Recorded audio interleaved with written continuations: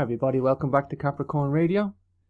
This is your host James, and I'm delighted to have my returning guest today, Mr. Gerald or Clark. And again, this is a series of podcasts we are doing covering Gerald's latest book, Seventh Planet Mercury Rising.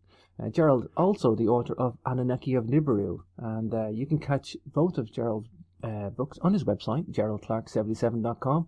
You can catch his cool blog there as well, where he's got a lot of background material on his books and this wonderful, exciting topic that we're discussing. And so without further ado, let's bring on today's guest. Hi Gerald, you're very welcome to the show. Hi James, it's really great to be back again doing this deep dive into this book series with you.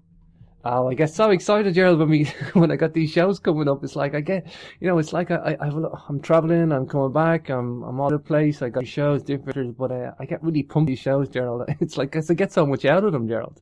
I guess I love the research, I love the value of the show that we do, and I get great feedback as well, Gerald. It's awesome. Yeah, well, we're gonna get some pretty deep topics today as well. Oh, for sure.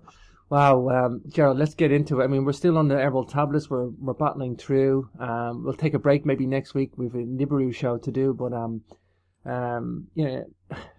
let's go straight into it. Let's talk about Thoth, the Atlantean. It seems, Gerald, we're starting to build a picture of this guy, going through these tablets, who he is, what he's about, what his agenda is. I feel like I'm building a picture of this guy, Gerald. Do you get that sense as we're progressing through these? Well, yeah, and the interesting part for me was starting from the Enuma Elish, where he was introduced as Ningshita, and then here where he's introduced as Thoth. I kind of skipped this part and went to Samaria and learned about Ningshita again. So come back to the Emerald Tablets and fill in his childhood, where he was born, how he got to where he was before he took on his mission. I mean, this is massively illuminating, even compared to the time when he returned from escorting the Adapa to meet Anu and then came back with his mission. So to me, this is one of the most illuminating parts about his intentions, a little background on himself, and then he gives you the whole process. It's just massive levels and depths of wisdom. Mm-hmm. Well, we're on Tablet 4 today, Gerald, and of course I'll play the Tablet 4 at the end of the first half of the show when we're done talking about it, just so that people can get a feel of it as well, Gerald. We'll play that out for them. Narrated by yourself, obviously. Let's get into Thoth and his childhood and Atlantis. I could talk about Atlantis all day long, Gerald. Once you say the word Atlantis, you have my attention. You can click. It's just like clicking your fingers. I don't know what it is. The first time the story of Atlantis came to my attention, I was reading this book that was given to me by a friend at the University of California, San Diego, while I was part of Cal IT2. And it was called The Ancient Atlantic, and it had the good smell of an old book. I know you love old books. Oh, sure. Anyway, I got to thumbing around in this, and it had the complete dialogue between Socrates and Plato describing Solon's discussion with Plato, and kind of the handoff of the history that he gathered trying to find out about Atlantis. So I know that this is, and it kind of gives you another layer of insight into their culture and their capabilities and what happened. He tells you the whole story. So starting out, this is Emerald Tablet 4 that he titles The Spaceborn. Well, that's kind of an interesting thing to say, because he describes his childhood on Atlantis, dreamily being the son of royalty, apparently, such that he has the time to sit and dream and look at the stars and think about plotting his way that he's going to somehow peruse the cosmos. So he sets his sights very high as a youngster, okay?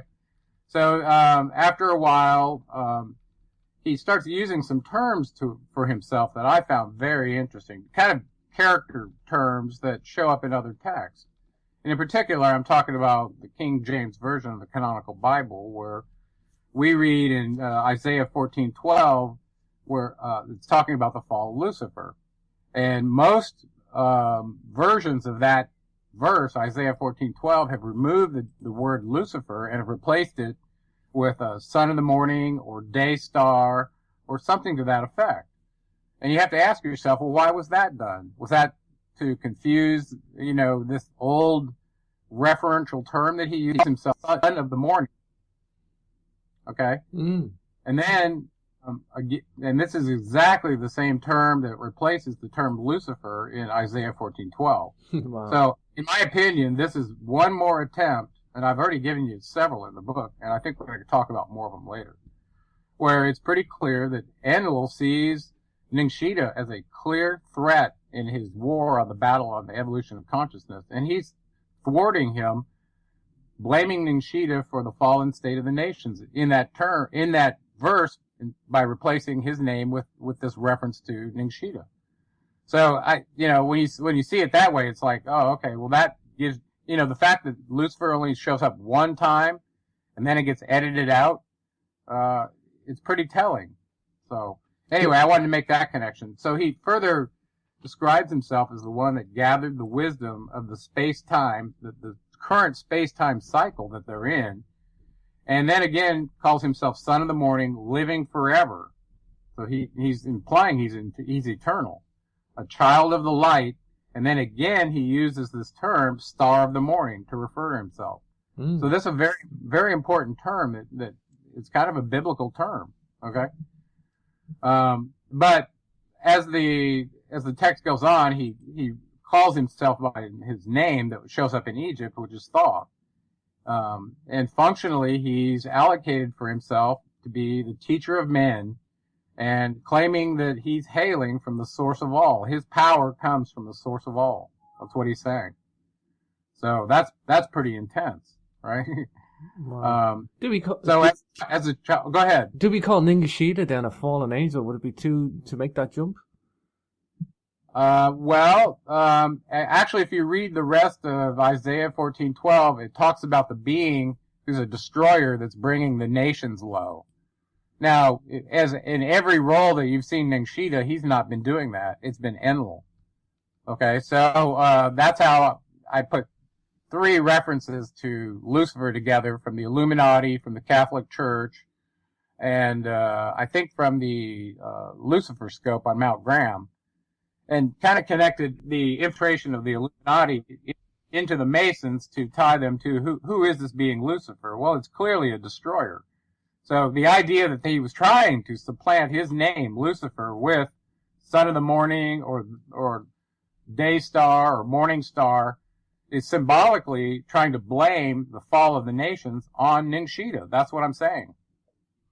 Wow. But you know who did it. All you had to do is go back and read the Lamentation of Ur and see what he did to even his own son. So I want to make that real clear that it's really a smear campaign. Mm. So anyway, Thoth says he's going to seek a way to conquer the cosmos. This is his lofty goal as a youth on Atlantis.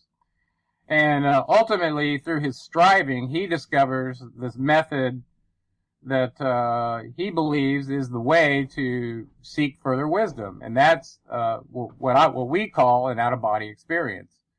And he actually previously mentions this, and in this time he actually goes a couple steps further and describes kind of the prerequisites and what relaxed state you had to be in for this to work.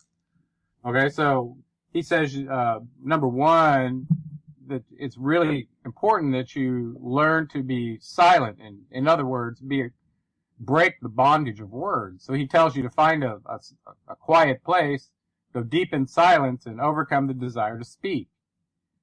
So once you've done that, then he says, overcome your desire for food. Now this is kind of like deep spiritual practices that many religions do, fasting and praying and so on and so forth. So here he's telling you, please do that. And he doesn't tell you how long, but he says abstain from eating until conquering the desire for food, which he calls the bondage of the soul. Then, once you've done that, he says, lay down in the darkness with your eyes closed and center your soul force in the place of your consciousness. Okay? So in other words, he wants you to take on a narrow internal focus so that you don't go to sleep. This is where it crosses over with this borderland dream state training from Robert Monroe that I've been talking about. Mm. Okay? So then he tells you to place in your mind this destination that you want to visit, and he's highly encouraging you to make that choice to be the halls of Amenti and follow his footsteps. That's what he tells you eventually. And then he starts talking about the use of frequency to separate your soul from the body. And this is exactly what Robert Monroe talks about when he gets you into this borderland dream state where your body's asleep and your mind's still awake. When you start hearing this rushing sound, he tells you to circulate that through your body along your long axis like an antenna. And he eventually says he thinks it's about 27 hertz that causes the separation of the body. Now, they've been monitoring this with instruments over in the Monroe Institute for some time, many, many years. I read his first book when I was 17. So they've been looking at this technology for a long time. So I would kind of defer to what he says, but it's not like you have to think 27 hertz or whatever to, you can kind of know what 60 hertz is. That's what your heartbeat is. So, so it's a little bit slower than that. But anyway, he's telling you to circulate this energy up and down your body until you reach this certain state, which he says you fiercely must shake with all of thy power until at last thy soul shall be free.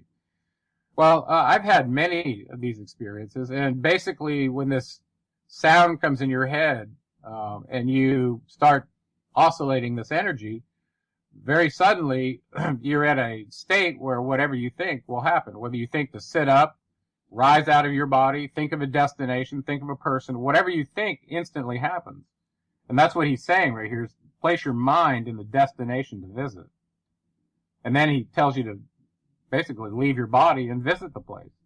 And later, we talk about some of the passage rites and the keys that he gives you to be able to go through there and eventually go visit what he calls his ancient home on Orulu, which is interesting because we're going to talk about Nibiru next show. I guess we already disclosed that. Mm-hmm. And there's a lot of new information out about it. So we originally had the Anunnaki coming from Nibiru, so we got to reconcile what this place Orulu is.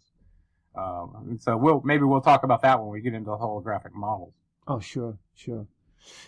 This out-of-body experience. Oh, before I do, isn't it funny, Gerald? Just on the 60 hertz thing and the heartbeat, isn't it funny that they create electricity on this planet at 60 hertz? I mean, they has a chance. That's why you can stop your heart if you get electric shock.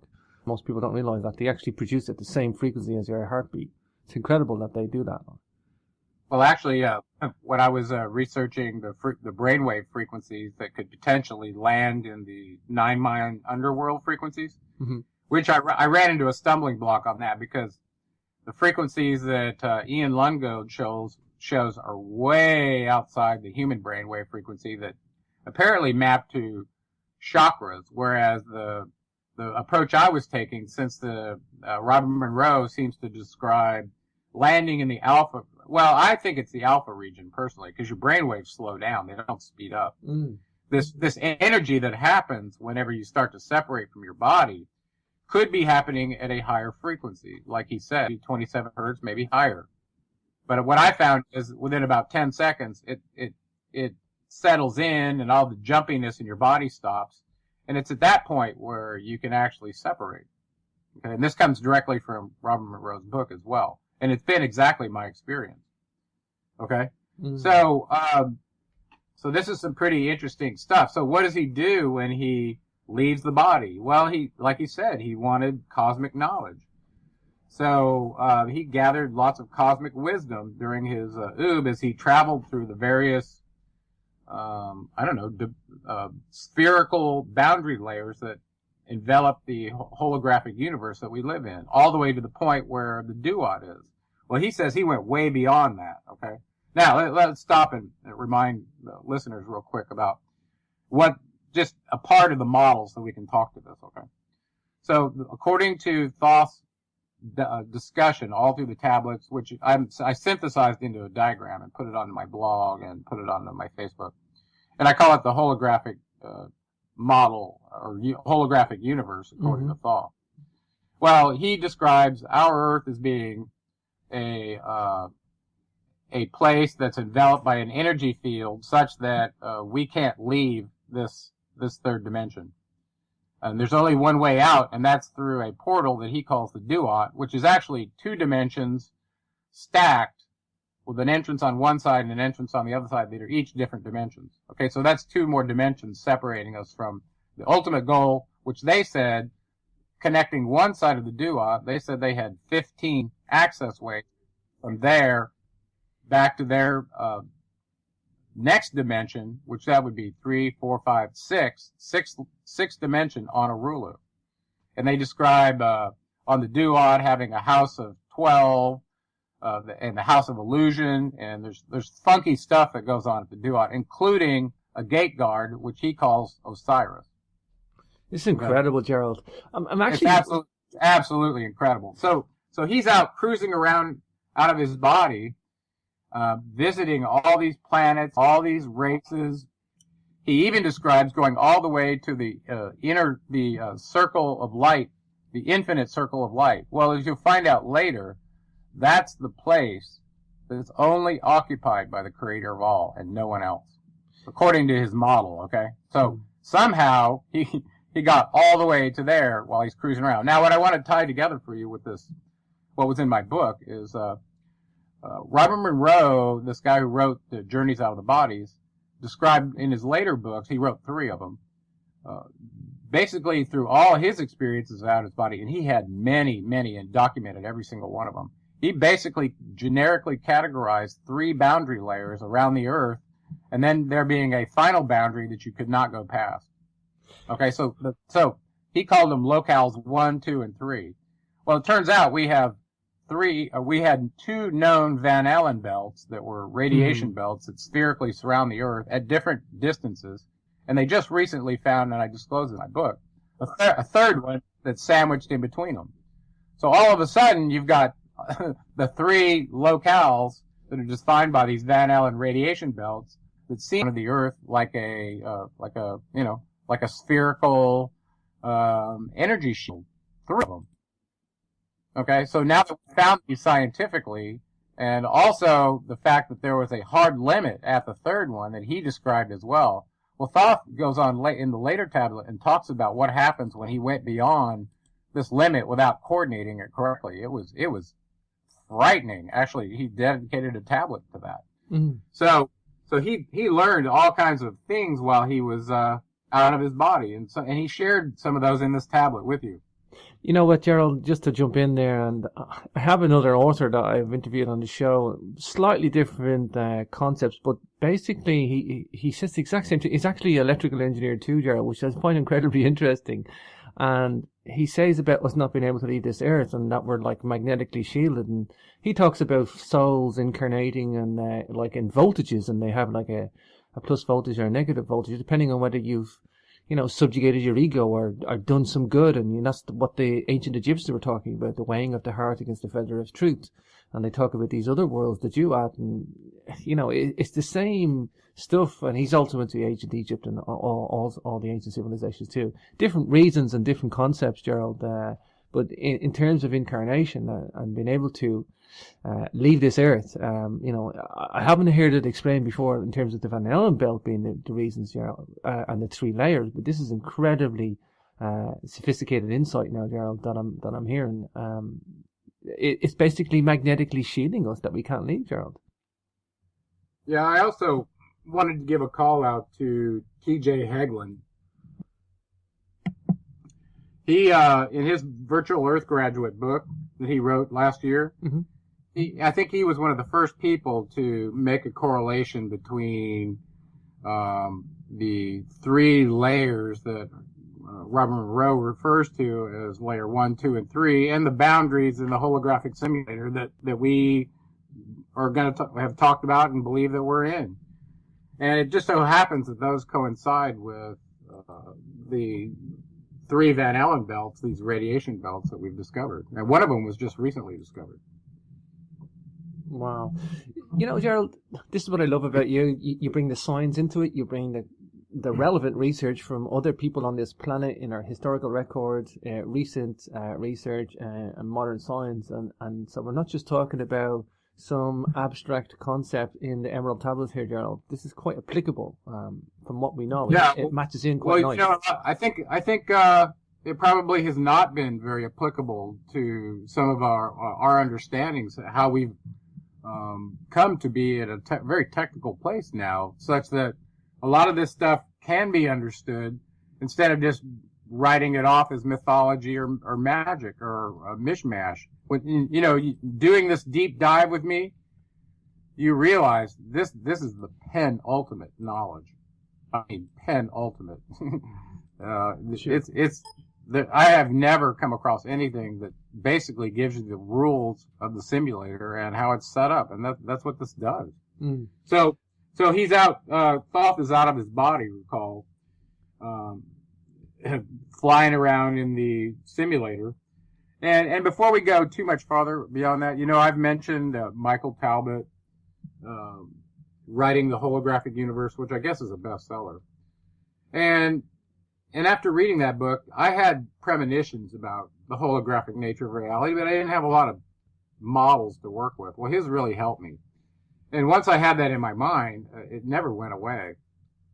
So just recently, I came across Richard Allen Miller. He was in a couple of interviews, and he had mentioned my book. And I thought, well, I'll reach out to him and touch base with him. So we've been catching up a little bit. Well, he turned me on to some of his articles he's done for Nexus magazine. And he's an author there, and does a lot of work with the folks at Nexus. Anyway, he had an article that he had written back in 1973 on the holographic nature of reality. He had published in Scientific Journal. So this is not a new idea. It's kind of getting a resurgence with the play it's been getting in Hollywood and such, I think. So I wanted to give him a little bit of a call out too, because this guy used to run around with Timothy Leary, and he actually knew Michael Talbot. So his work predated even Michael Talbot's book on the holographic universe. So so there's been some real pioneers in this field. Wow. Yeah. So while Thoth is out cruising around in this hologram that we live in his energy body, and he's not bound by these dimensional barriers. Primarily because of the nature and origin of his energy, and we'll talk about that later. Anyway, he starts studying planets. The first thing that he comes across is the laws that are governing planetary cycles, and is equating those with cycles that mankind experiences. So he's beginning to give you the idea of this concept of as above, so below, right? And then he goes further, describing the effects of how the laws are working that create beauty in the cosmos. So the idea of structural symmetry and beauty being related are primal in mankind, and it's manifested in our dating behavior, if I can go there. Sure. When we look at a mate, and I'm a guy, so I'm going to talk from a guy standpoint. When you look at a woman, you look at structural symmetry, but you don't realize that's what you're doing. Are the two halves of the face symmetrical?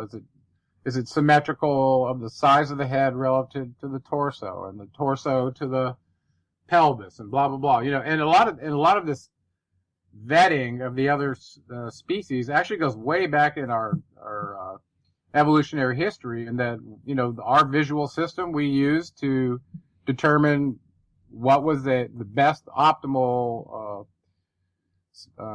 partner to mate with in order to minimize the possibility of having some problem or defect. So the Italians, Gerald, the Italians have this the Fibonacci formula for beauty. They use it 1.6128 whatever it is. 1.618. Yeah, 1.618. They use that Fibonacci ratio for models and everything. And when they take photographs of the models and they measure the width of the mouth to the width of the face, and they see are they structurally symmetrical to the Fibonacci. And when they look for somebody who's perfectly beautiful, I think the model Liz Hurley, they said that she is symmetrically perfect to the Fibonacci ratio. And the Italians pioneered that in that research. Yeah, that's neat, and it brings corroboration to this idea of beauty. Then also the Egyptians used this as well. We talked about them measuring from the head to the ground, and then the belly button to the ground for a woman. It was slightly different for a man.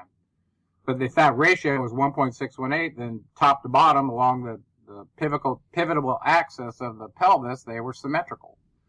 And that was a measure of beauty. So the idea of beauty having to do with symmetry is quite interesting. So he sees this in the cosmos as well.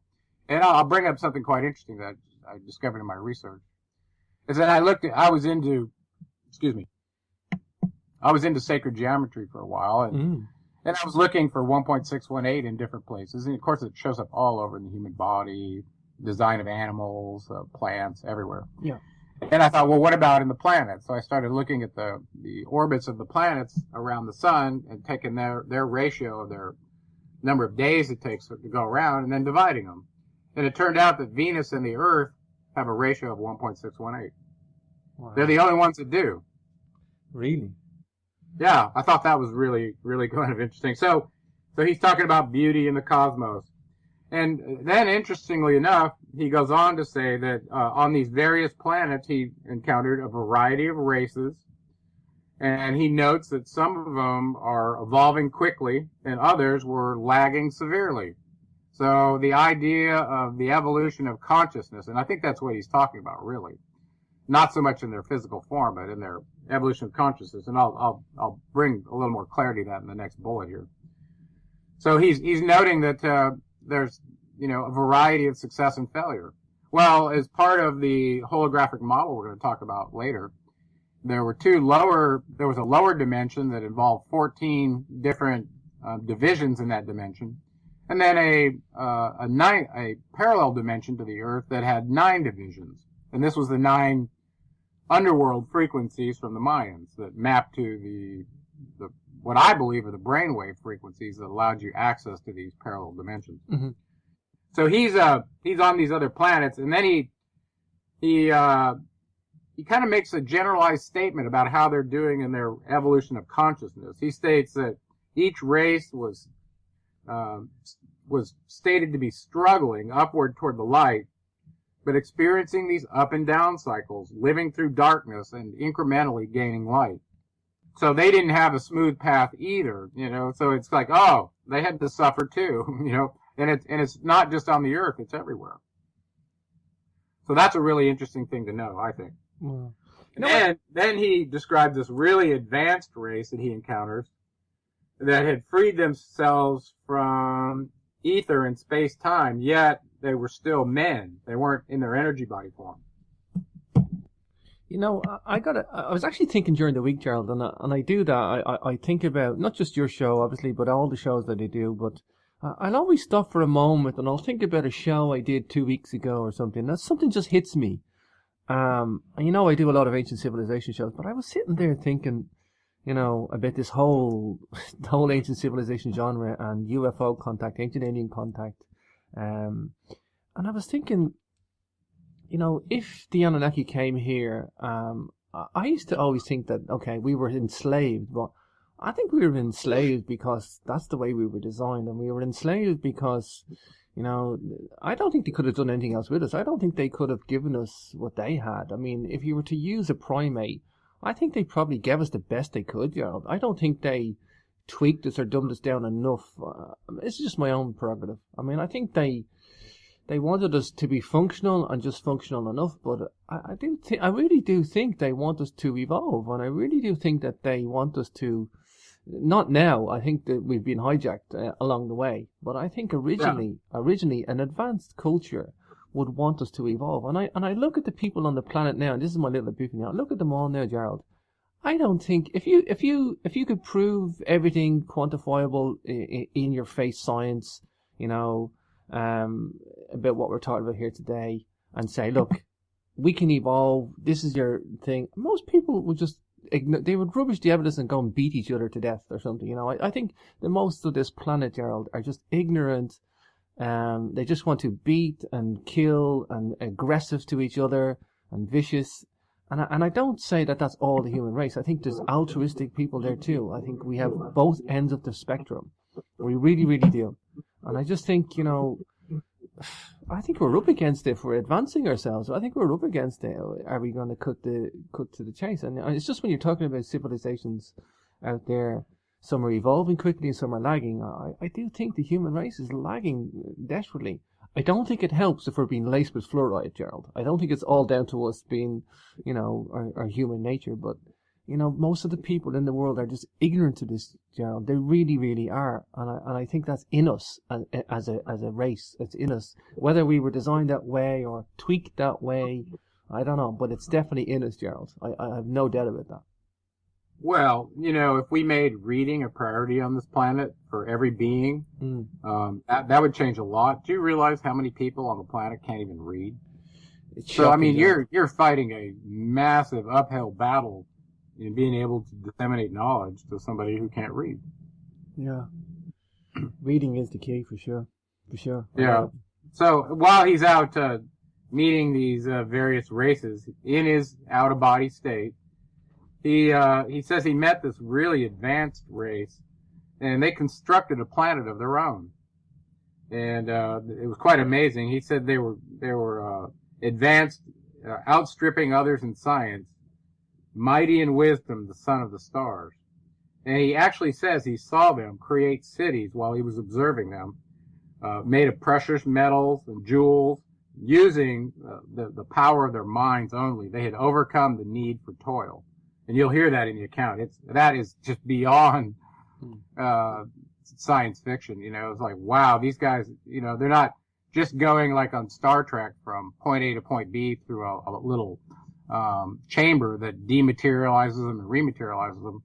They're using the power of the creator of all rules of law of creation of matter and creating all their civilization using their mind. Wow. That's, either you just go right there, you go, wow. You're talking about advanced. I mean, yeah, we're definitely in kindergarten compared to this. What do you think about plants, Gerald? Do you think plants are more evolved than us in terms of whatever, genes or?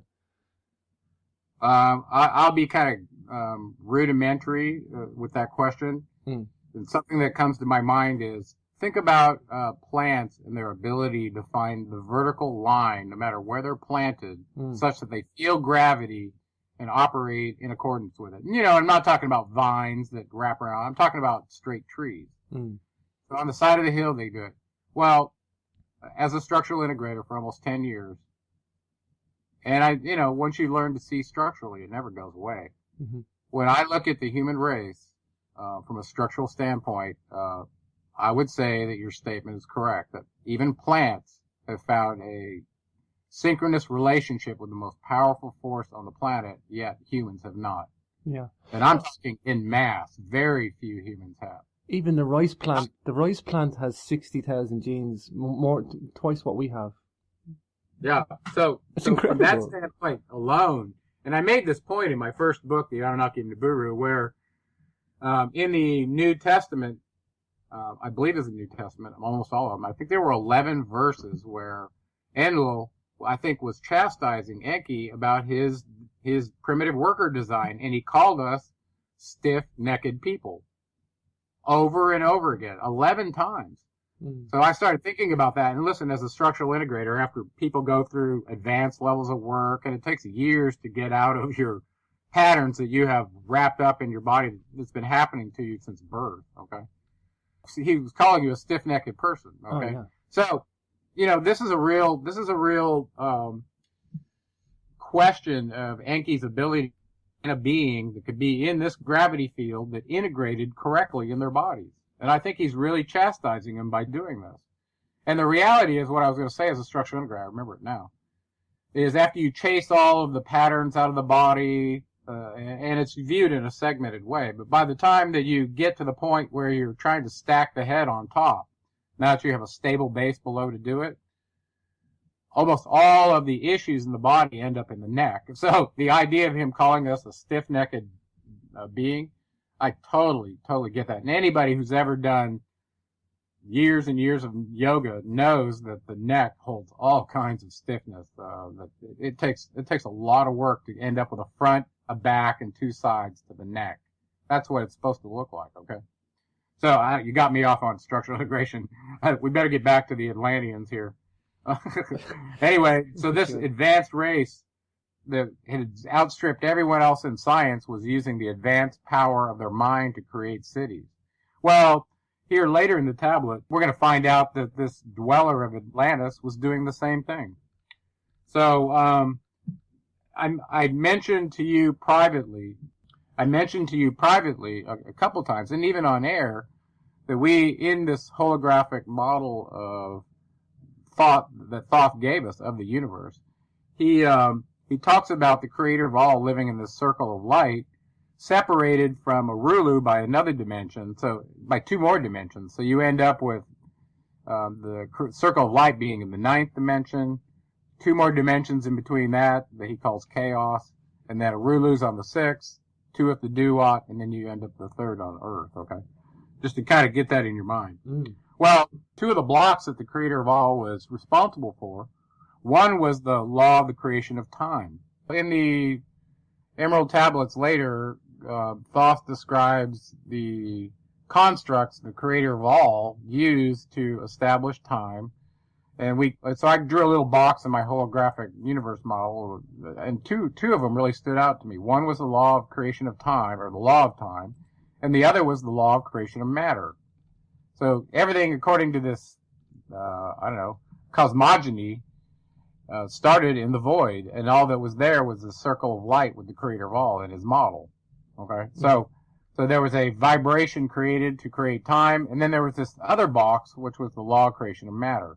And I've been really focused on that one because, like in the last show, I brought up, the saber-toothed tiger that could be manifested in the Hunger Games. Mm-hmm. And actually, it wasn't just a hologram. It actually could interact with the protagonist and her teammates and kill them. So, either this is complete fantasy, or they were manifested using the law of the creation of matter such that they operated the same way you did. To add to that,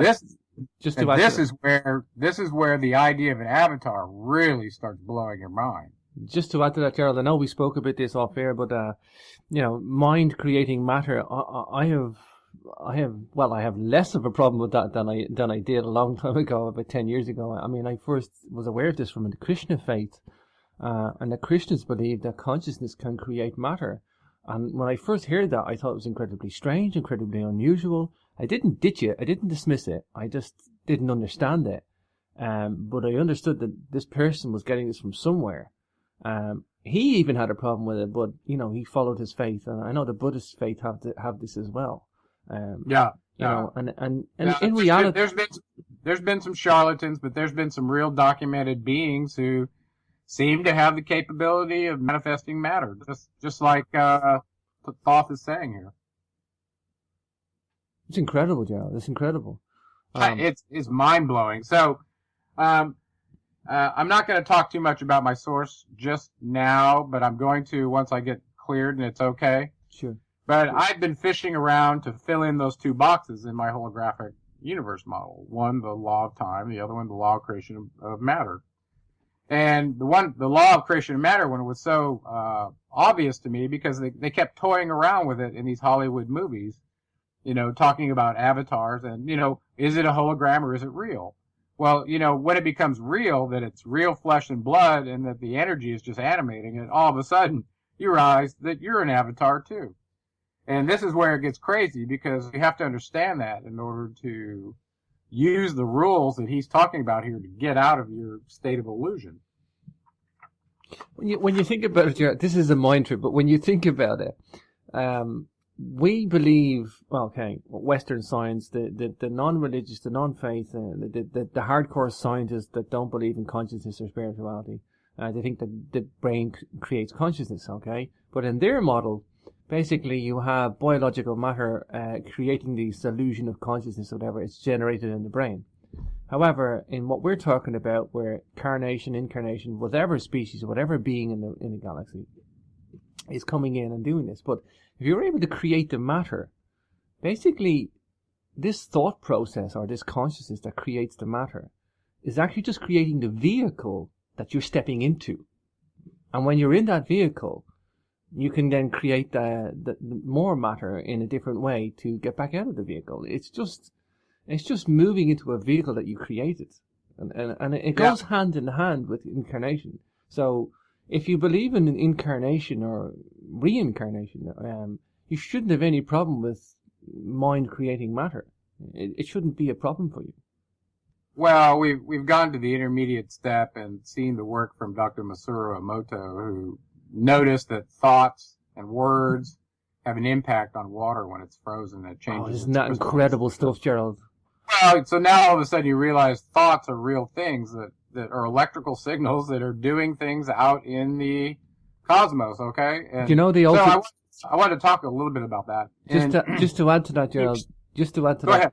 The 6 scientists did an experiment where they held beryllium atoms in a magnetic field, and just to contain them there, and that they willed. The 6 scientists willed the beryllium atoms to heat up, and they did, and they could measure this and quantifiable, repeated time and time again. They kept these beryllium atoms at a certain temperature, and as soon as they walked into the room and willed them to heat up, the beryllium atoms heated up, and they could measure this time and time again. So there's actually a couple of experiments to show thought experiments affecting reality. Well, according to Thoth, light is mankind's heritage, and darkness, this stuff that keeps us in illusion, is only a veil, meaning it's temporary. So he's saying man is truly spaceborn, and that our soul is a sun soul, a child, and we're a child of the stars just like they are. So what does that imply for us functionally as co-creators with the creator of all? What capabilities were given to them were they given to us? And so what you're generally starting to touch on, I think, is, you mentioned these couple of kids that were born in New York, I think you said. Oh, yeah. That were able to speak Aramaic to themselves with each other and had never been exposed to the language. Well, in general, there are all kinds of anomalous capabilities that are showing up in humans and have for some time that really can't be explained.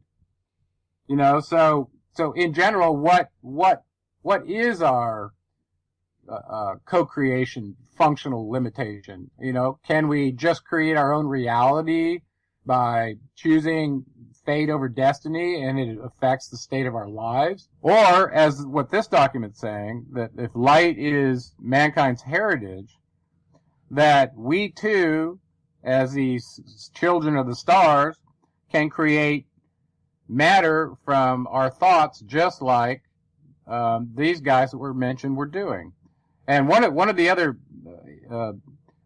beings that was doing this, and I think we talk about it in just a minute, was the Dweller of Unal, who is the Dweller of Atlantis. And I got to go find out if there was more than one deity that ever occupied the Temple of Atlantis, because to my knowledge there was only Poseidon.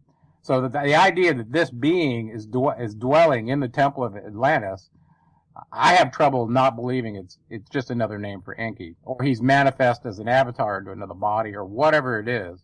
So I'm a little confused on that, and the depth of this stuff takes you pretty deep down the rabbit hole. So it's an idea I'm toying with. Okay. Sure. So I want to ask again: do we create our reality from choices, or is there more?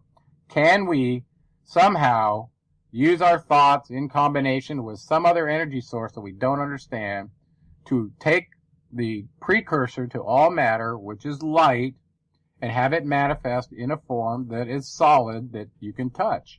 That's the question. Now, we have some evidence around the world, from these advanced Tibetans and Buddhists that have been documented to do this. Some of them, like I said, I think are charlatans. But others have been scientifically investigated, and there's videos of them on YouTube. I mean, this is incredible stuff.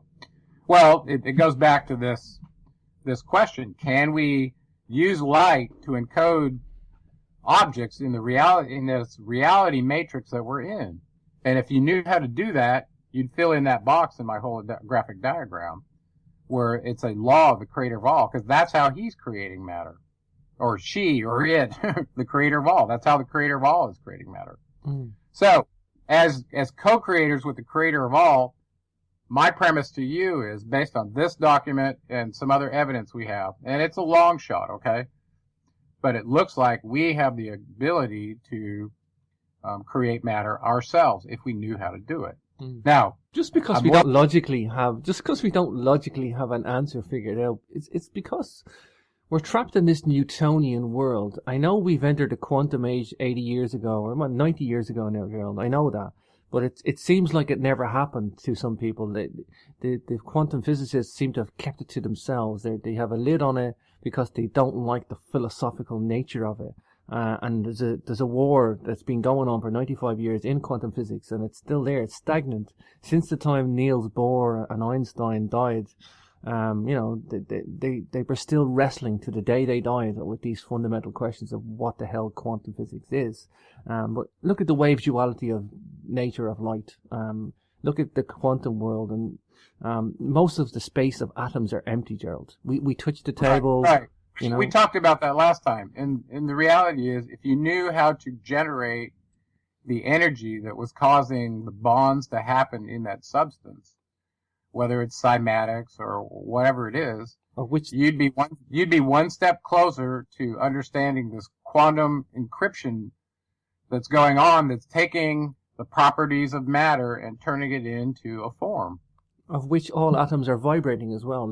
Everything's crystal matrices and everything, whatever that molecular array is, everything is vibrating. It's very, very fuzzy.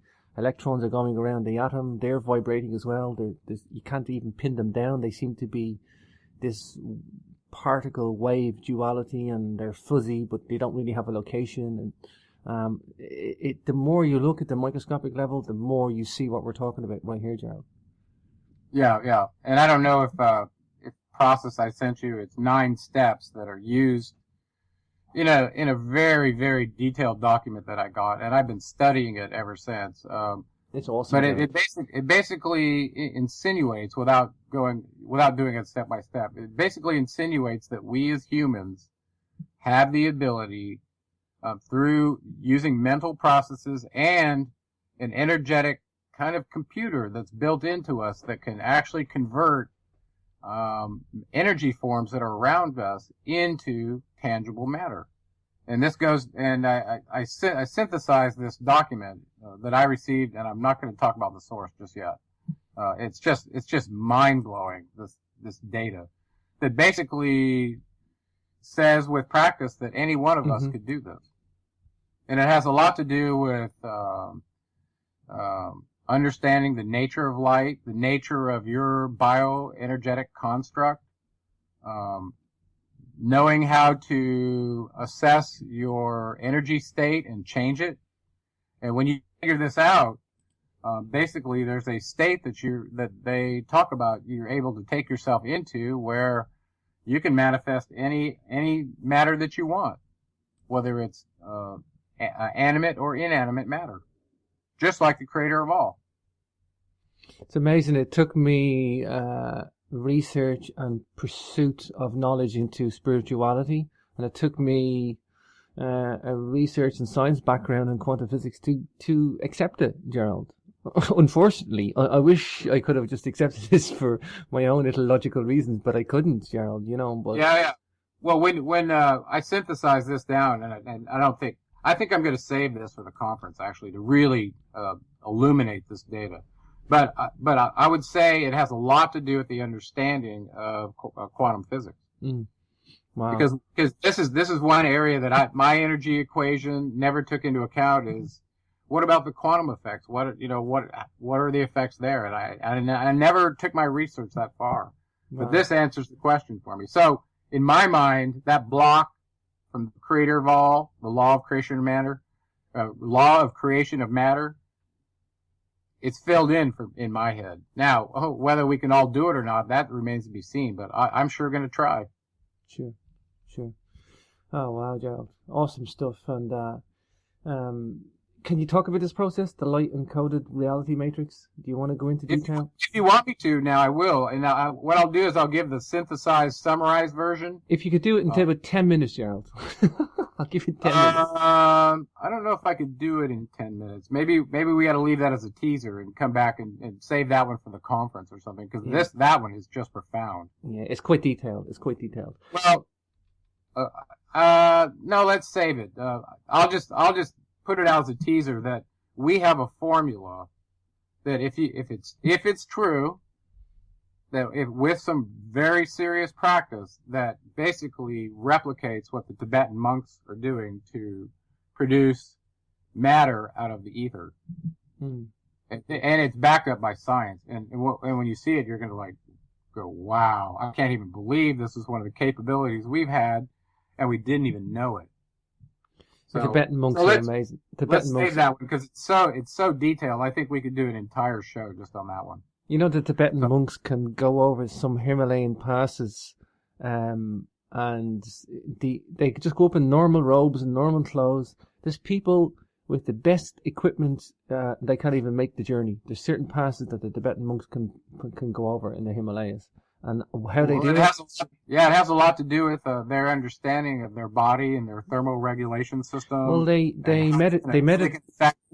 meditate, and they hold a candle flame inside their body, and they use that to warm themselves. They manifest their own heat. It's incredible, the stuff that these guys do.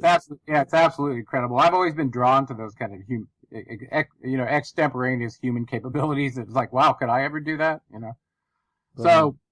So let's save the light encoded reality matrix for another time. I think we got so much data to cover between now and the next tablet. But we'll put it out as a teaser, but I can't wait to share that.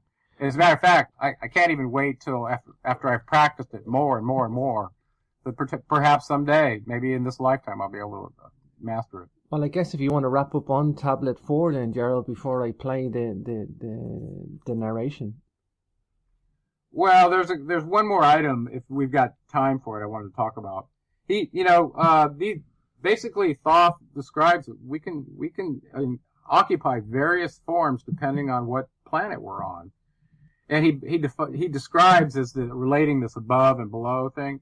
He talks about our bodies as planets revolving around their central sun. Right? So now think about, and I think we did the Merkaba, maybe I didn't talk about it enough, but basically in the last few steps from 15 to 18, 17 for those who are not ready for 18, but 15 through 17, it has to do with spinning Merkaba energy fields with the male and female star tetrahedron. So here's another referral to the central sun, this kind of idea of the energy that we see in torsion field effect, as we also see it in your body. Okay, so wow. I think the Merkaba meditation is even more important for that reason. Mm-hmm. Mm-hmm. Okay, so one other thing he tells us is we've got to be open to this radiant frequency, this energy that's emanating from the flower of life. Now, he talks about this being a crystal that's underground in the halls of the mentate. And it's simultaneous, we must be hit with a false Merkaba field, or a false flower of life emanation that's being generated around the earth as in a kind of a dodecahedron pattern, like Dweller talks about, and other scientists who've discovered this as well. I found a scientific article on this as well recently. Sure. So somehow he's telling you got to quiet your mind and tune into the flower of life, because this is part of what wakes up your energy body. So he defines this as an extension to your consciousness for those that follow the path of wisdom. So kind of think of your human antenna body, your meat modem, as an antenna that could receive energy. And this is where I got really corroboration with what was being said in the Bible, in the New Testament, in John 1:12, where it says, to all who receive him, to them gave he power to become the sons of God, even to those that believe on his name. So he's talking about receiving power and then transforming. Well, listen to what he's saying here. He's talking about tuning into a frequency that's being transmitted in the flower of life, and then that extending your consciousness, in other words, transforming you. So there's direct correlation in my mind. Do you see that? Gerald, I just see the whole planet with all this evidence that we're talking about. It's all there, Gerald. It's in the ancient record. It's in our present society today. I'm talking the star tetrahedron's there. The flower of life is there. all these tantalizing, the Fibonacci sequence, the manifestation of matter in the Krishna and the Buddhist faith that we're talking about. All this information is there, Gerald. It's in fragmented pieces dotted around the globes in ancient times and modern times. It's all that we're talking about. There's examples of it in effect, Gerald. I have no problem with this at all. You know, it's just people just need to assimilate this knowledge and kind of progress with it. Yeah. So one of the interesting things he left for us that I thought was very, very spiritual. I don't know if we have time to do it, but he left us this prayer for obtaining wisdom. I think it's very beautiful. Now it's in the text that I read in the tablet, so we don't have to do it. It's going to get read anyway. Sure. But listen to it carefully. What he's talking about in terms of your energy body and changing. A lot of it has to do with your energy body. This is Thoth's prayer for obtaining wisdom. Yeah. So you'll hear that in the reading. One of his final pleas is for us to seek and know his key of wisdom, so that you can get out of this false illusion of call. He sees himself as mankind's free, agent or freer of their bondage. Emancipator. And you have to, and when you see that, and he says it himself, when he takes on his oath and decides that this is what he's going to do. I mean, this is what Jesus and Buddha and all the other spiritual beings who came as avatars wanted to do for mankind. So the analogy is just fantastic. Emancipation, Gerald. That's what we're talking about. Emancipation. Yeah. So I think now's a good time to play the text of the tablet. I think we're going to skip my analysis of it since we just kind of did it, Sure. and just listen to the text, because it's very, very I don't know. I think it's very deep, very, very deep. Okay, Gerald, I'm going to play the tablet and then go to break. But before we do, Gerald, just give us out the conference in the Yucatan details, where people can catch up more details on this LERM, the light encoded matrix that we're talking about. Oh, yeah. Well, it's called the light encoding of the reality matrix. I'm going to go into that really deep. That'll be September 18th through the 24th. In Chichen Itza, in the Yucatan of Mexico. We're going to be on site at the Hacienda Chichen Itza, so there won't be any distance at all between where you're staying and where the pyramid sites are. You'll have your own private entrance there, because it probably will be a crowded time of the year. I'm going to just warn you right now, because we're coming up on the 24th, James, is the fall equinox? 23rd, 24th. I think, you know, well, I think it's the 24th. 24th. So there's going to be a lot of visitors there during that time. So having a private entrance and not having to wait in line will be really great. I think that the stuff that we're talking about is just fabulous, and I can't wait for all the people that have already indicated that they're coming, and the ones who've already signed up to come. I think they're going to really, really enjoy themselves, and they're going to leave changed.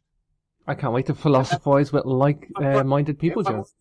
What more could you ask from a conference to go seeking wisdom and leave changed for the better? I'm looking forward to philosophizing with like-minded people, Gerald. You know, it's going to be great. Oh, absolutely. So I think with that said, you can find out more information on James's website, jamesswagger.com, or on my website, geraldclark77.com. And I think we've both done a couple of videos, put them on our YouTube channels with information on the Chichen Itza. Hey, what was the title of it that you ended up finally settling on? I really liked it. Anunnaki Realm of the Maya. Yeah. So the idea of having the Anunnaki connection in the in the Mayan Yucatan is really important. And by the way, it connects exactly with what's said in this tablet, where these priests are sent out from Egypt to various locations. One is in South America to spawn the Maya that end up in the Yucatan. So the connection with this telling in the Emerald Tablets is really astounding. Sure. Well, listen, Gerald, I'm going to play out the Emerald Tablet 4 and then go to break, and then we'll be back to talk about Emerald Tablet number 5. Sounds great. List ye, O men, to the voice of wisdom. Listen to the voice of Thoth the Atlantean.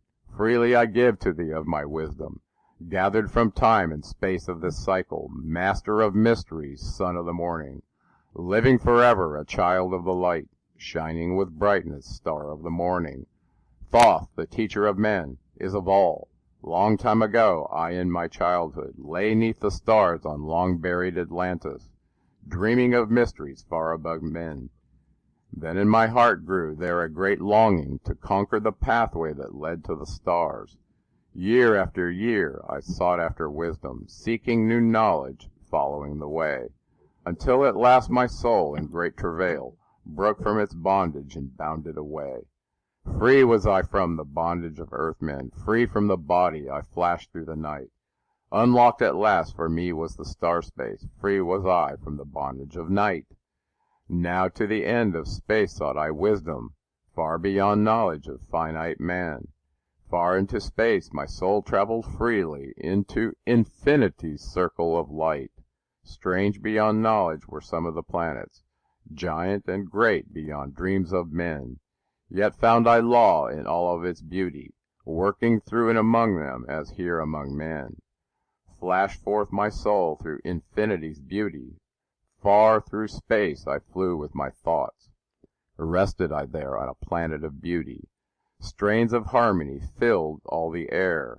Shapes there were, moving in order, great and majestic as stars in the night. Mounting in harmony, ordered equilibrium, symbols of the cosmic, like unto law. Many the stars I passed in my journey, many the races of men on their worlds, some reaching high as stars of the morning, some falling low in the blackness of night. Each and all of them struggling upward, gaining the heights and plumbing the depths, moving at times in realms of brightness, living through darkness, gaining the light. Know, O man, that light is thine heritage, know that darkness is only a veil. Sealed in thine heart is brightness eternal, waiting the moment of freedom to conquer, waiting to rend the veil of the night. Some I found who had conquered the ether, free of space were they while they were men. Using the force that is the foundation of all things, far in space constructed they a planet. Drawn by the force that flows through the all, condensing, coalescing the ether into forms that grew as they willed. Outstripping in science they all the races, mighty in wisdom, sons of the stars. Long time I paused, watching their wisdom, saw them create from out of ether cities, gigantic of rose and gold, formed forth from the primal element, base of all matter, the ether far flung. Far in the past they had conquered the ether, freed themselves from the bondage of toil. Formed in their mind only a picture, and swiftly created it grew. Forth then my soul sped through the cosmos, seeing ever new things and old, learning that man is truly spaceborn, a son of the sun, a child of the stars. Know ye, O man, whatever form ye inhabit, surely it is one with the stars. Thy bodies are nothing but planets revolving around their central suns. When ye have gained the light of all wisdom, free shall ye be to shine in the ether, one of the suns that light our darkness, one of the spaceborn grown into light. Just as the stars in time lose their brilliance, light passing from them into the great source, so, O man, the soul passes onward, leaving behind the darkness of night.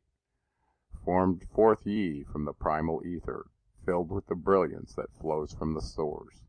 Bound by the ether, coalesced around, yet ever it flames until at last it is free. Lift up your flame from out of the darkness, fly from the night, and ye shall be free. Traveled I through the space-time, knowing my soul at last was set free.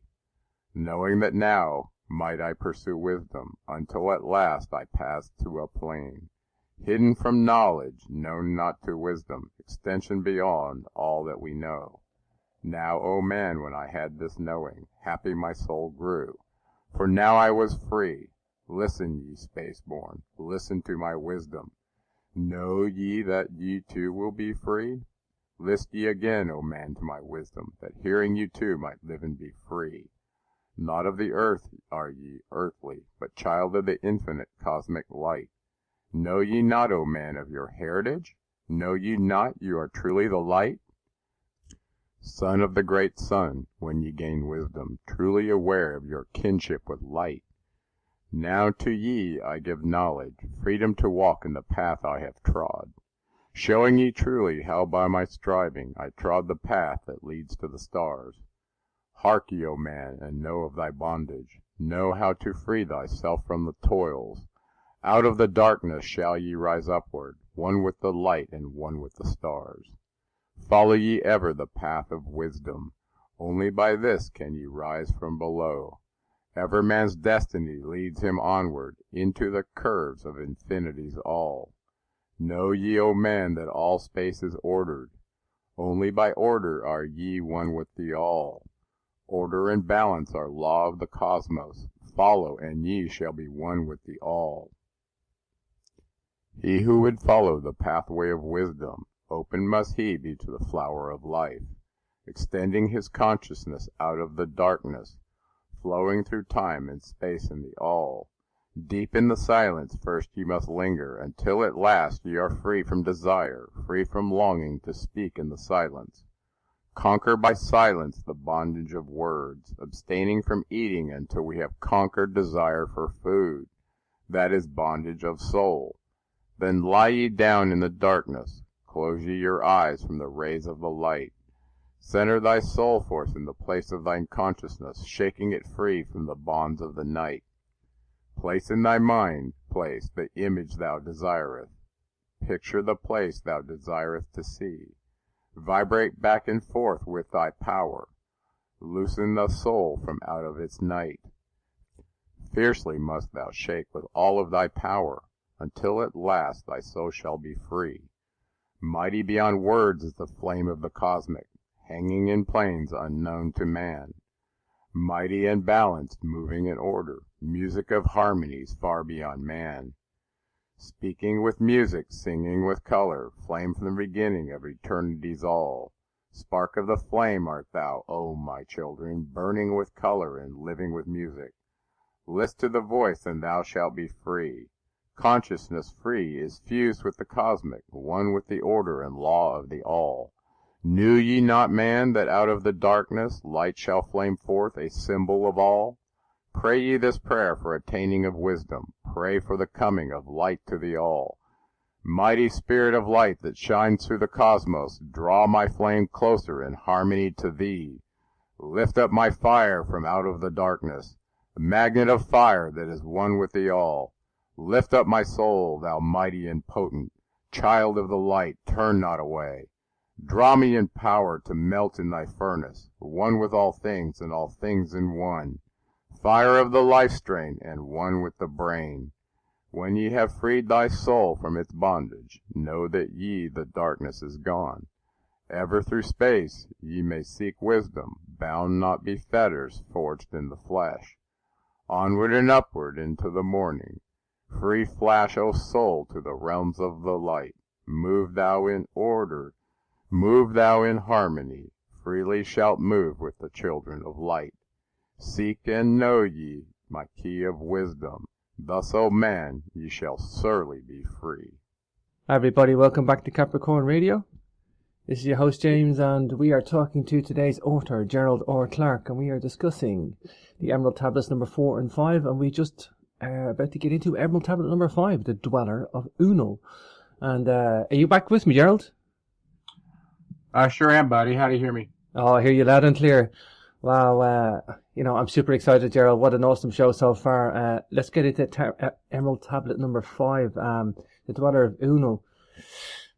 Yeah, this is incredible stuff, Gerald. We're getting into some really deep details. Enki's going to make an appearance here, Enlil as well. I love this analogy. Lord of the Earth, Lord of the Air, and how this all fits in with the Dweller of Unal. Just jump in there, Gerald. Let's go for it. Okay. Well, in this tablet, the Dweller of Unal, Thoth introduces us to this heritage that leads up to the Dweller of Atlantis, that goes through, and he calls him an Atlantean king, whose lineage comes through Suntal. And I made a little mistake in the book. I thought he was talking about Suntal being the Atlantean king, so a little correction there. He calls himself the Master of Unal, And he's an avatar, just like the other avatars we talked about in the last tablet that could occupy the bodies of men. His name is Horlet, and he's declared to be the Lord of the Earth in Atlantis' day. So I heard that, I was like, wait a second. Lord of the Earth, En means Lord, and Ki is the Sumerian word for Earth. So Enki means Lord of the Earth. And that was his title before his half-brother showed up, Enlil, who means Lord, En.lil means Lord of the Air. So, he didn't arrive for another 5,000 years after Enki was here and was already the Lord of the Earth. So, this, in my opinion, was the beginning. If it didn't already go back to, Nibiru before, it was the beginning of a major, functional overlapping between those two that caused, this battle for the title of Lord of the Earth. And that, by the way, is rank 50 on the Anunnaki Council. And Enki's rank at one point in history prior to 3760 was 40, and Enlil's was 50. So he actually was the Lord of the Air, but he also was taking over the Lord of the Earth. That's why Enki got pushed out to be the Lord of the Waters, right? Wow. This sounds like something out of a Star Wars movie, Gerald. Lord of the Earth, Battle for the Earth, Lord of the Year, Lord of Scott. Yeah, it's crazy, isn't it? I know. So, eventually through my writings, I started stacking them into the Enkiite and Enlilite camp because oftentimes these, disparities occurred even among their children over whether they were in the right place in the zodiacal house to assert themselves as the new zodiacal ruler. And this brought into my whole theory about the ping-ponging back and forth between the Enkyites and the Enlilites. And the extent to which the zodiacal house was their term limits, which, brings us to right now and changing over from Pisces to Aquarius. Mm-hmm. We're the first degree of Aquarius from my calculations. And that means it's Anunnaki council change time. So all these perturbations you're seeing in the simulator, the wars and everything else, this happens between the power changes especially when it's going from an Enkiite or an Enlilite who's bent on destruction to a more benevolent ruler like one of the kids of Enki or Enki himself that, wants the best for mankind, wants them to evolve, wants them to wake up in the simulator. And, you're going to see that in this tablet that, Thoth is, and he said it at the end of the last tablet, he viewed himself as the freer of mankind out of bondage of the illusion of Ka. So, so he felt like he was an intercessor. And as far as I'm concerned, the fact that he stepped up could have taken many other paths and decided to do that for us. That makes him a hero in my book. Wow. Just think, astrological houses, clashes or interactions and stuff like that, but think of it on a grand scale for the change of zodiacal ages. Just think of that on a grand scale. It's the play. Well, this Horlet guy is amazing. I'll tell you a few of his attributes. And I personally think it's an avatar of Enki himself, because there was only one god in the Atlantean temple, and that was Enki, or Poseidon, who was Enki. So this Horlet shows up, according to the story, early when the Atlanteans were first coming to power. And he brought them the knowledge and wisdom and how to get their souls on the pathway back to their light source, because he explained to them they were from this sun soul spirit just like we are. And Horlet is described as beyond Earth cycle. He wasn't from Earth, and he was claimed to have never been one with the children of men, although he was living in a body as a man among them as an avatar. So that's kind of trippy right there. Wow. Right? So this Horlet guy chooses 3 disciples on Atlantis to train for 15 years as light bearers and teachers to the rest of mankind. And they live on this island of Unal. And actually one place it's spelled Unal and the other place it's spelled Undal. And I got a little confused in my book. I don't know which is the right one. So Horlet, this master Horlet, has the power of what's called Yolton, Lytolan.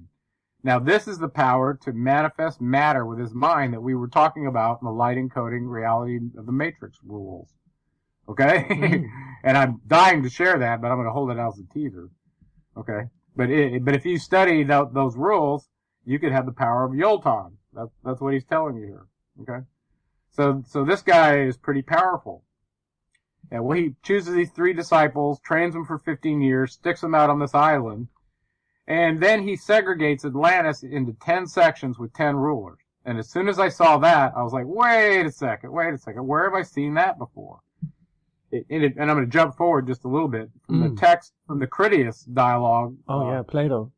Yeah, where Plato is talking about how Atlantis is segregated, that there were some kingly actors on this Atlantean stage that came out of my other book. So we know that Poseidon Enki had 5 pairs of sons, 10 total, who became the kings and rulers of Atlantis. And the eldest one was Atlas, the son of Poseidon and Cleito. Okay, so basically what that comes down to is these offspring, because Cleito was a primitive worker. She was not Anunnaki bloodline.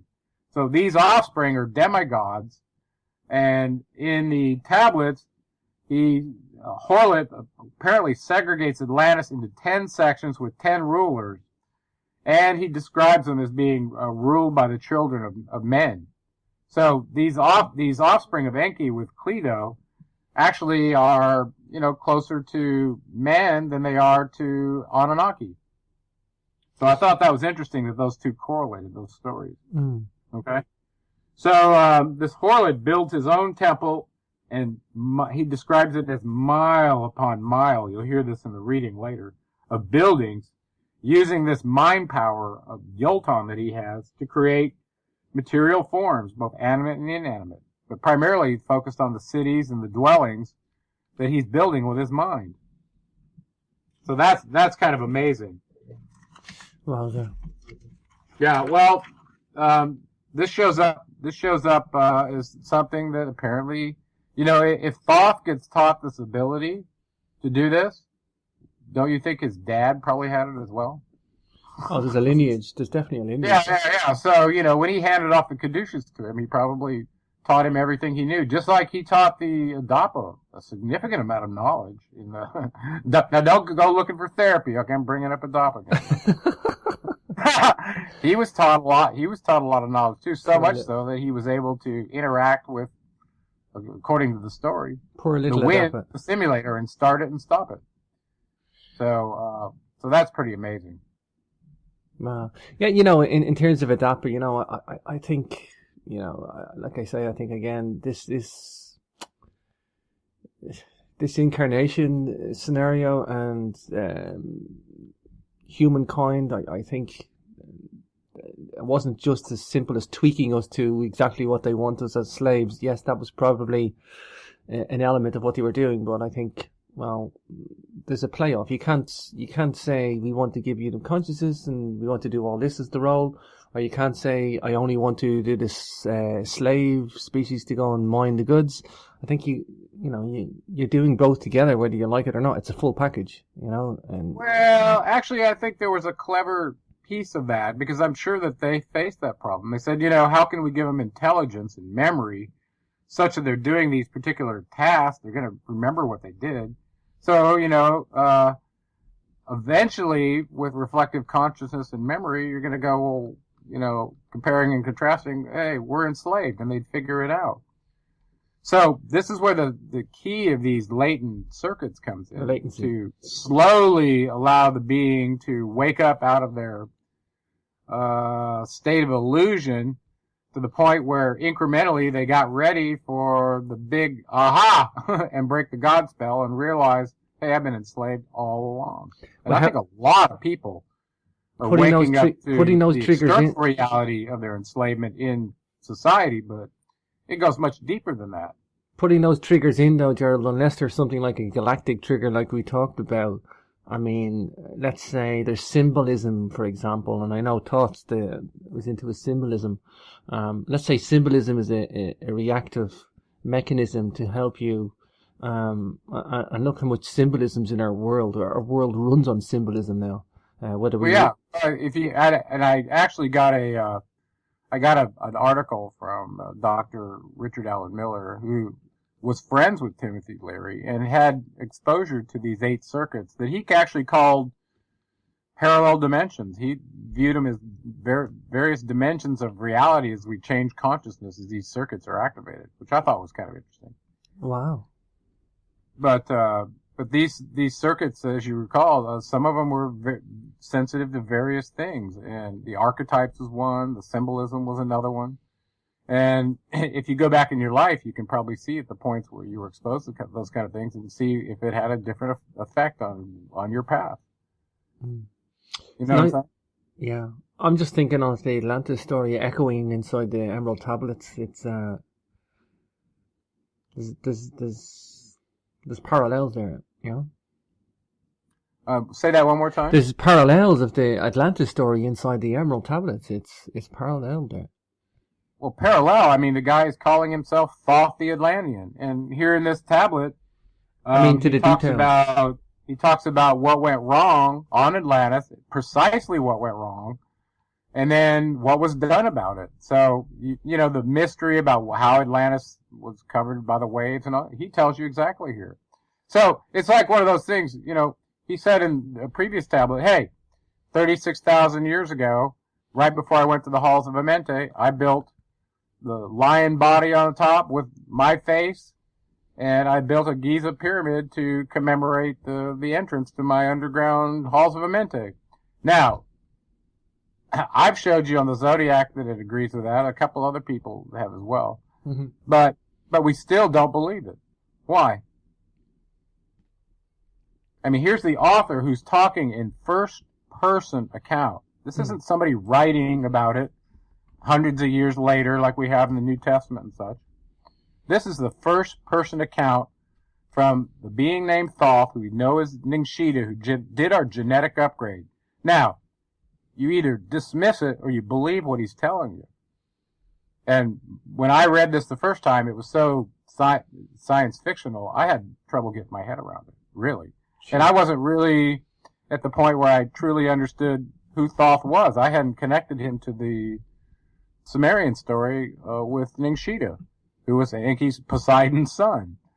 So then when I read this, it started to make a lot more sense. Yeah. And it makes more sense every time I read it, actually. You know, I did a show on Ed Mulkowski is his name. He has a book, Ancient Egypt, 39,000 BC. The History, Technology, and Philosophy of Civilization X. You got to read that, Gerald. It's actually, I watched the show that you did with him, but I have not read his stuff. Well, so, you know, all of a sudden here he is saying, hey, you know, Egypt on 39,000. Well, that falls perfectly within the time when Thoth says he left Atlantis, which was 50,000 years ago, and went to the land of Egypt, ruled for 16,000 years. So it completely envelops the 39,000 year time marker that he's talking about. Mm-hmm. I think it's correct. It's incredible. Yeah. So, there's some other kind of neat things that come out of, this tablet. This Horlet being, first they call him Horlet, and then he starts referring to him as the Dweller of Unal. And he's calling him the Dweller because he's occupying this temple, okay? Now remember, there's these 3 light beings that he's trained also that are living on the island of Unal. Well, it gets confusing to me whether the temple that he's in is the same as the one that Thoth gets initiated in a little bit later. So I have to look at it a few more times. But Thoth is summoned by one of these 3 teachers of Horlets to come and meet him in the temple. And he's going to give him a special function as one of the children of light and also a keeper of the records of wisdom. And he's to be used as an instrument to preserve the Atlantean wisdom through the ages. So, you know, we're not just skirting around the idea of Atlantis. He's talking directly about, this is where I was born, and this is what was going on there, and here's what was going down relative to the people that were running the place. And I'm having first-hand interaction with them because I'm royalty, basically. Wow. You know, why else would he be having this kind of liberty to have interaction with these high-level priests or beings that are from another dimension in the temple. That could only be because he's the son of the Poseidon himself. And so this is kind of a crazy theory of mine, but I know that Atlantis was ruled by Poseidon, and we know what his temple was like, that he had 10 kids, and they became the ruler, just like this document says. So, ultimately, what that means to me is that I think Horlet is an avatar of Enki. Mm. And so he's also called the Dweller of Unal, okay? So that's really an important name that comes up in a little while. 5 sets of twins, 10 kids, 5 sets of twins, yeah? Yeah. And it matches exactly with the 10 divisions that Horlet did here. So, anyway, so Thoth dwelt in this temple at Atlantis, studying until he says he became one with the light. Okay? And he basically, even prior to that, he refers to himself as a master of cycles. After, I guess, leaving his body and learning about all of the different planetary wobbles and cycles that fit together, I guess he did this in order to make sense of the encounter he has later in the halls of Amenti. And so he says he blasted an underground tunnel where the Sphinx is now to the halls of Amenti so that he could have access to this portal area where the Flower of Life was. And apparently they had access to it from where Atlantis is into this underground area as well. So it must have been a massive underground tunnel. How big do you think underneath the Sphinx this place is, Gerald? How big? Well, one of the specials I looked at from a guy named Dr. Jim Hertok, who says he had access to the Silas radar data that was gathered under the Egyptian president for about 30 years. He says he has access to this, indicating that the size of the halls of Amenti and whatever surrounds it, this underground city below the Giza Pyramid, and the Sphinx is so large it fills the entire Nile Valley. Wow.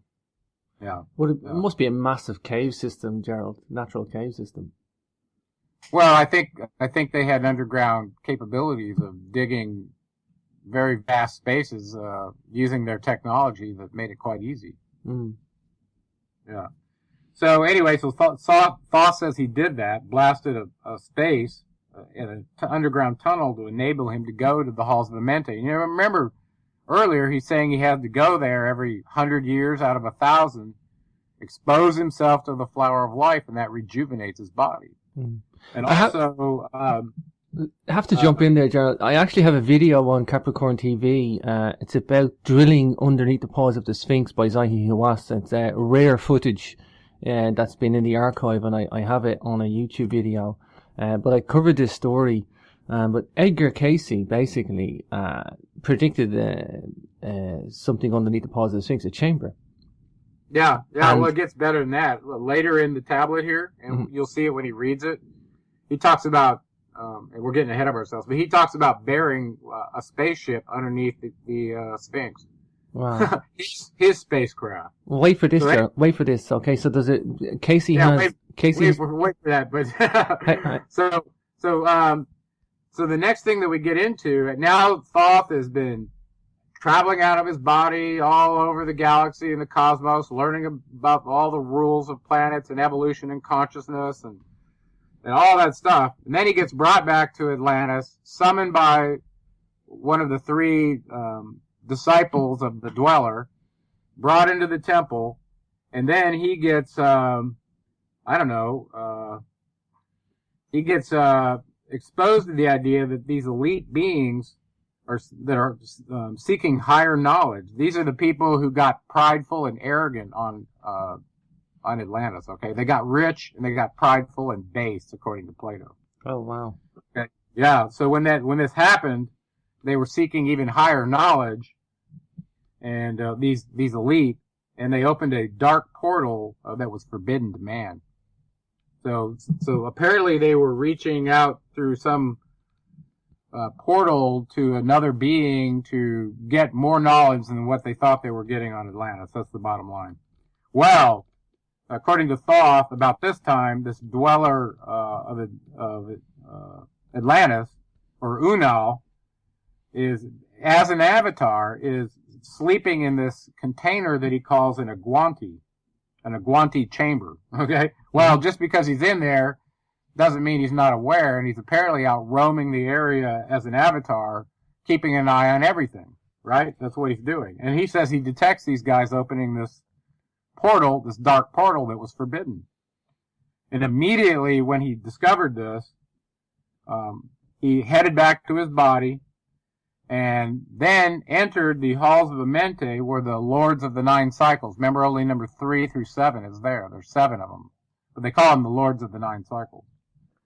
Well, he approaches them, has counsel with them, and then tells them and coordinates with them to change the angular momentum and spin rate of the Earth suddenly, such that the waves that are generated by this sudden stoppage overrun the area where they've opened this portal, including Atlantis, and close this dark portal. And so this is what he does. I mean, this is crazy, you know. Now you think about this: who has the in the Sumerian account, who was designated as the Lord of the Waters? That was Enki. So the fact that he raised up this water from the deep and caused this flood is quite telling. And now you see that it was done against these dark forces. It wasn't truly designed to punish mankind, as was told in the Bible. Mm-hmm. Mm-hmm. Yeah. So this is why they knew it was coming, is because they generated it. Wow. Okay. Yeah. So it caused major storms and all kinds of problems when they did this. Well, when this happened, right after Atlantis was destroyed, apparently only the island of Unal lay there, and its temple was still there. And Thoth was summoned by the Dweller, which was really amazing. He goes in there and basically gets his mission. It's absolutely fabulous, the telling. I'm going to let the audio book do the telling. But try to visualize what's going on here. It is amazing, the energy interactions he's having that then transform him into an eternal being. So this is where it happens. So then once that happens, this Dweller takes some of the survivors of Atlantis, according to them, takes all the records that they can get, including several weapons and magic instruments that belong to Thoth, and he tells them to take all this stuff based on this new mission that he signed up to be the teacher of men.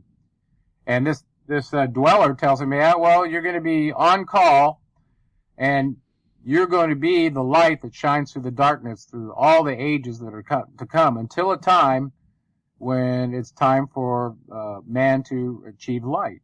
Mm-hmm. So it's really kind of very prophetic. So he talks about leaving Atlantis, getting in the ship, flying with his crew eastward in the morning, arriving in Egypt, and it gets pretty interesting from there. And talking about putting his aircraft beneath a rock and then building the Sphinx on top of it with the lion body and the head of a man, which is his, along with the Giza pyramid.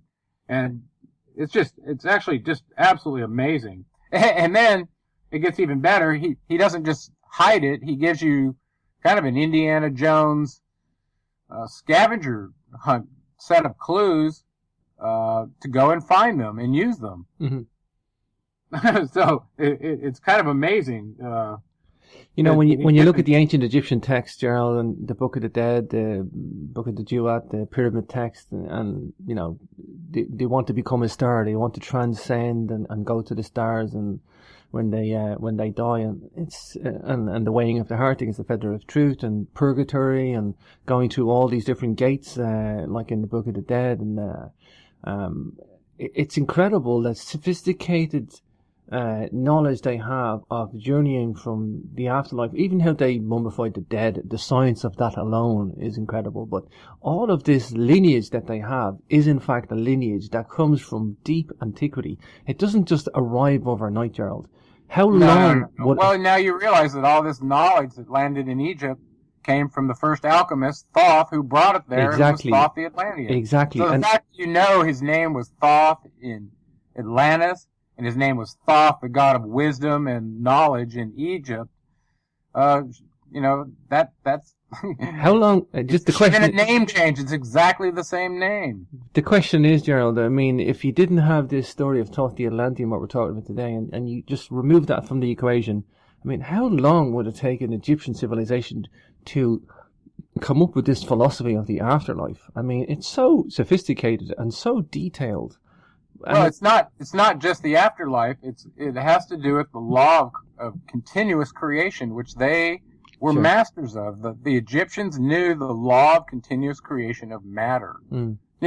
Matter turns into energy and then turns back into matter. Well, that's what we're saying with this light encoding of the reality matrix, that the creator of all clearly has that capability. Some of these beings who have the power of Yolton have it. We've seen some Tibetan monks and Buddhist monks that have demonstrated it, whether you believe it or not. Do you think about the mummification process, Gerald, in terms of, look, I mean, you've got ancient Egypt, Peru, you've got the Tarim Basin in China, with these Celtic-looking, blonde-haired, big-nosed, tall people that were mummified as well. But this mummification all around the globe, even in Tenerife, I believe, as well.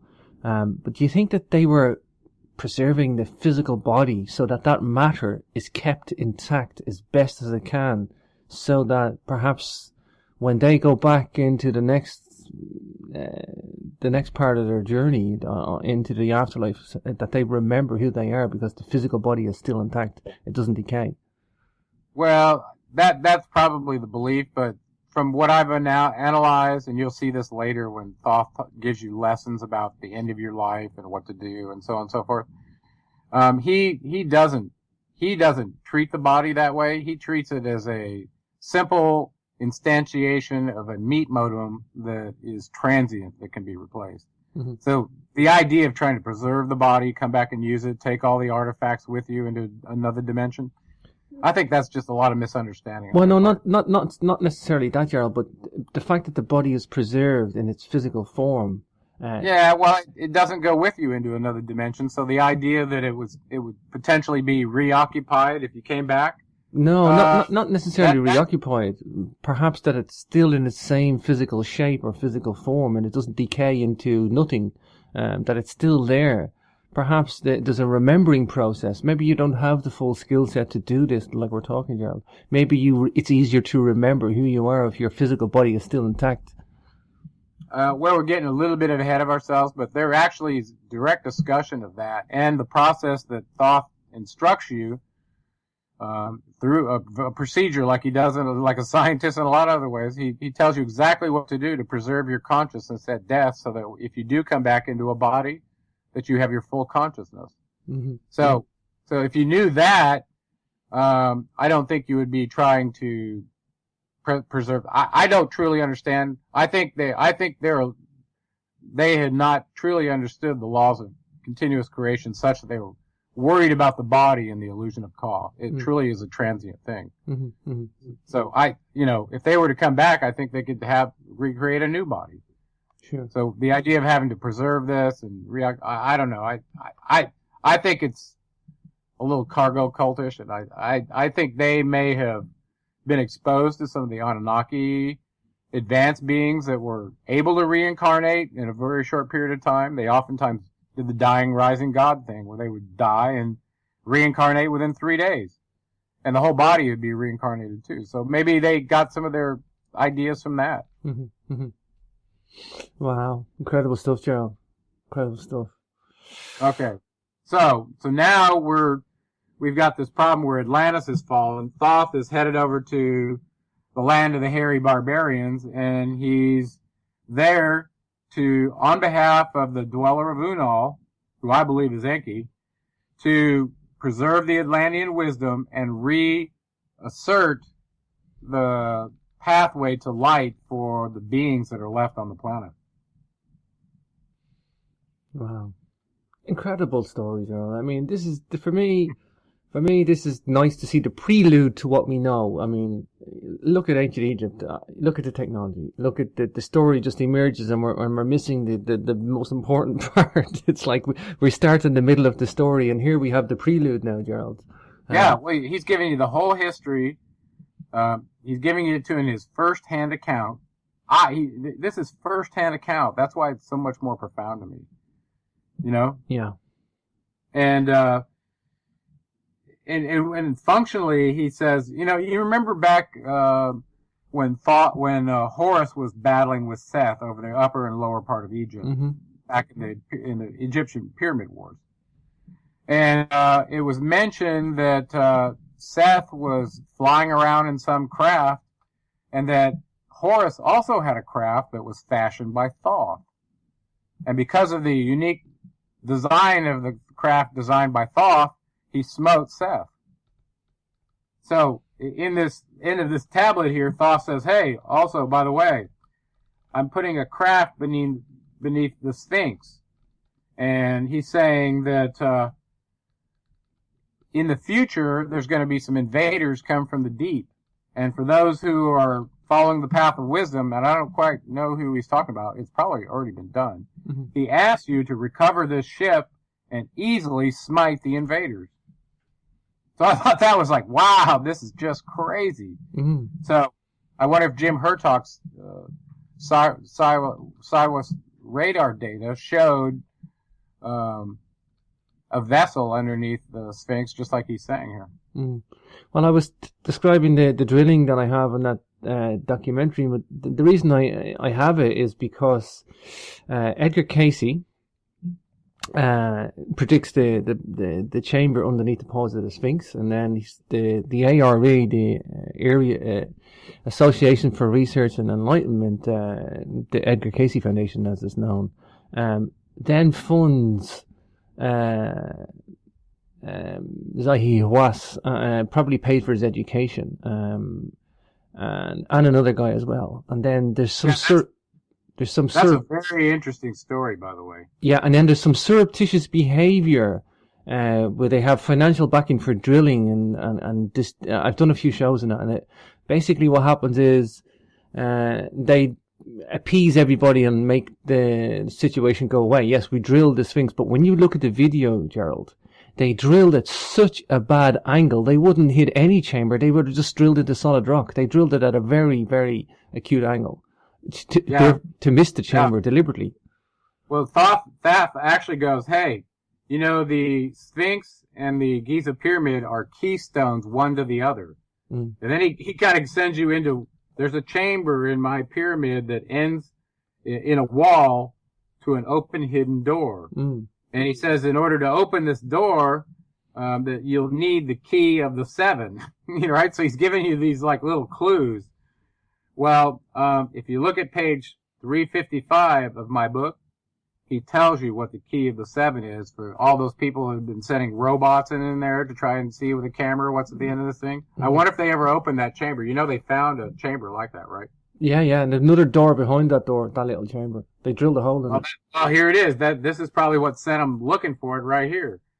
And I will tell you on page 355, I believe that is the sequence of words that is the key of the seven. Because he's talking about the seven cycle masters, the 3 through 9. Right? Wow. So once you know that, then you go find whatever their key is, and that, I just told you what it was. Wonderful stuff, Gerald. Wonderful stuff. Anyway, so I thought that was very, very telling. And I'm not sure I have much more to add to the introduction of this tablet. I think it tells just a wonderful story by itself.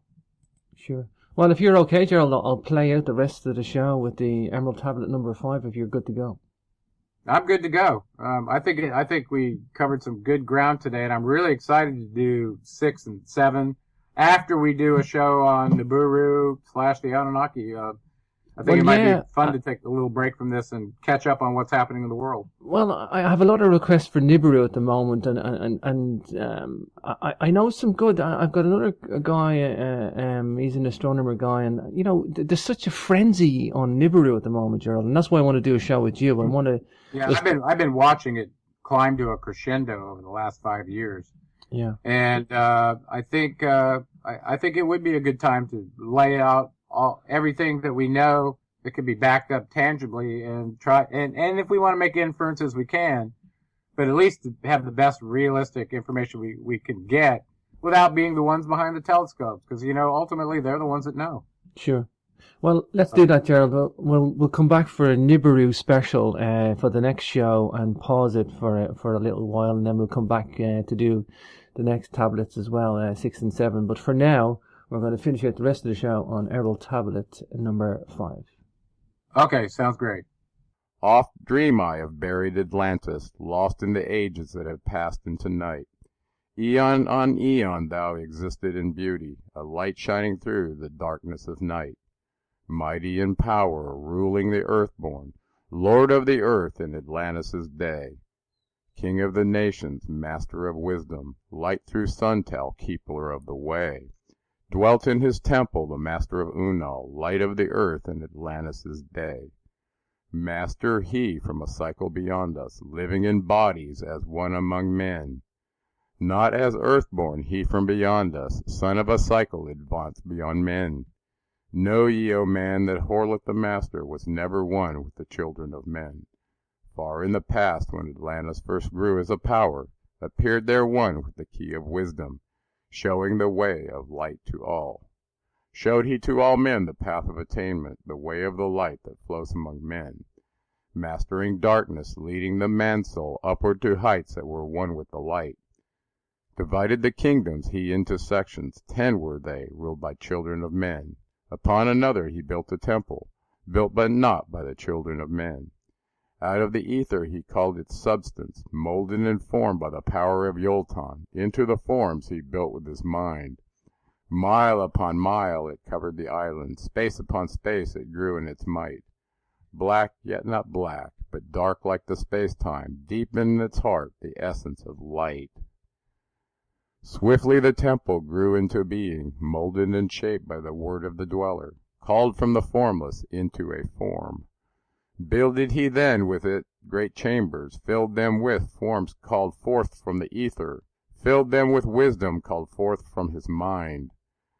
Formless was he within his temple, yet he was formed in the image of men. Dwelling among them, yet not of them, strange and far different was he from the children of men. Chose he then among the people 3 who became his gateway. Choose he the 3 from the highest to become his links with Atlantis. Messengers they who carried his counsel to the kings of the children of men. Brought he forth others and taught them wisdom, teachers they to the children of men. Placed he them on the island of Undal to stand as teachers of light to men. Each of those who were thus chosen, taught must he be for 5 years and 10. Only thus could he have understanding to bring the light to the children of men. Thus there came into being the temple, a dwelling place for the master of men. I, Thoth, have ever sought wisdom, searching in darkness and searching in light. Long in my youth I traveled the pathway, seeking ever new knowledge to gain, until after much striving one of the 3 to me brought the light. Brought he to me the commands of the Dweller, called me from the darkness into the light. Brought he me before the Dweller, deep in the temple before the great fire. There on the great throne beheld I the Dweller, clothed with the light and flashing with fire. Down I knelt before that great wisdom, feeling the light flowing through me in waves. Heard I then the voice of the Dweller, O darkness, come into the light. Long have ye sought the pathway to light. Each soul on earth that loosens its fetters shall soon be made free from the bondage of night.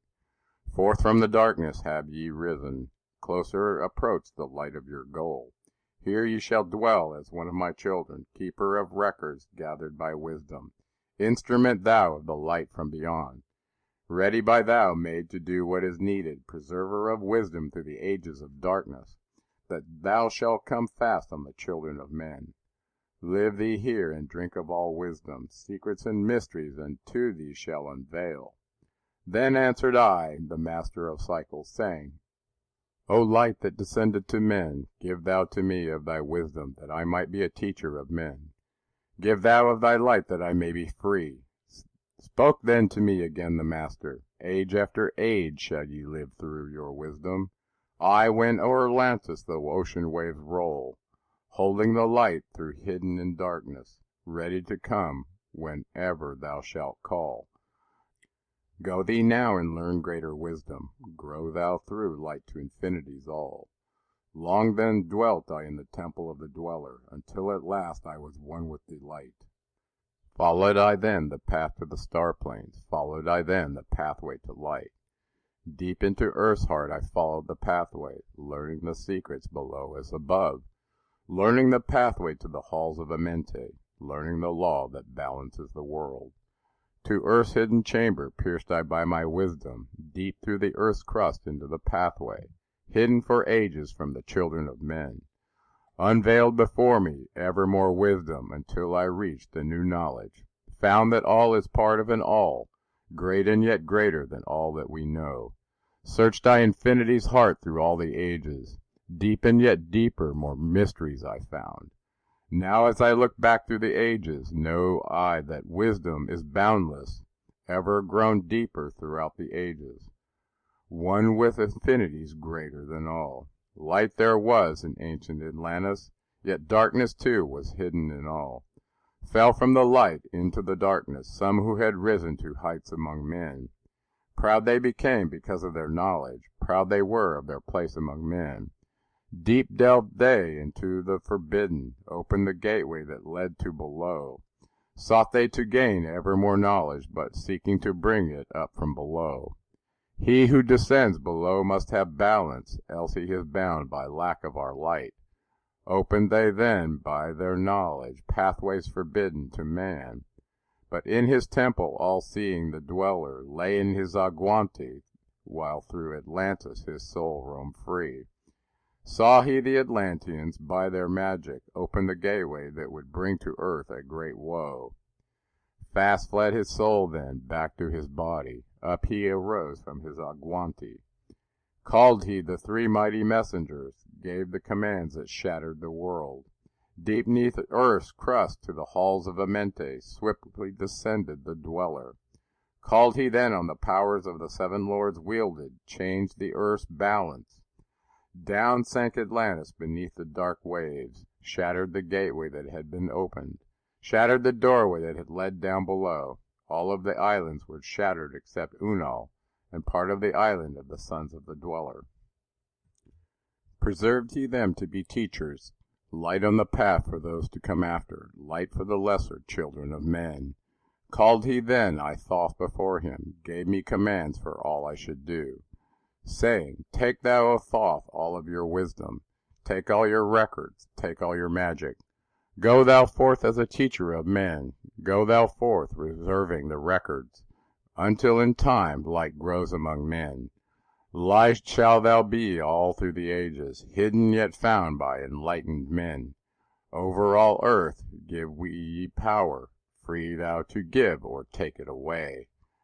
Gather now the sons of Atlantis, take them and flee to the people of the rock caves.